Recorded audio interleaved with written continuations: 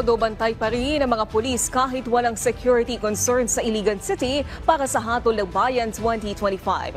Isa sa mga tinututukan ng mga otoridad ay ang pagpapatupad ng Comelec gun ban doon. Si Sheriff Timhar ng Radyo Pilipinas Iligan para sa Balitang Pambansa.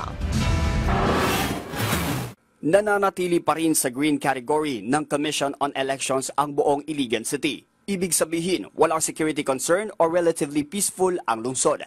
Pero ang Iligan City Police Office hindi magpapakampante sa pagbabantay sa seguridad hanggat hindi natatapos ang Hatol ng Bayan 2025. Tanan atong mga barangay is dili siya ma-consider na hotspot no sa Comelec. So again, no, kung may election, we hope no until mahuman is ma-maintain nato ang color as categorized by the Comelec. Tiniyak ng ICPO na sapat ang bilang ng mga pulis na itatalaga sa iba't ibang bahagi ng lungsod, lalo na sa mga liblib na barangay upang mapanatili ang kaayusan at seguridad. Samantala, patuloy ang mahigpit na pagpapatupad ng Comelec gun ban sa lungsod.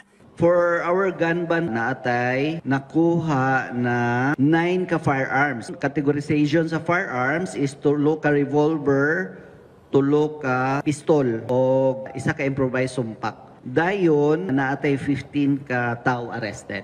Napigod tayo nakuha na 290 ka ammunition no, na ato ang gipang file na tanan karon sa korte. Sa kabila ng mapayapang sitwasyon, nananawagan ang mga autoridad sa publiko na makipagtulungan sa kanila upang matiyak ang maayos at ligtas na hatol ng Bayan 2025 sa lungsod. Mula sa PBS, Radyo Pilipinas Iligan, ito si Sheriff Timhar para sa Balitang Pambansa.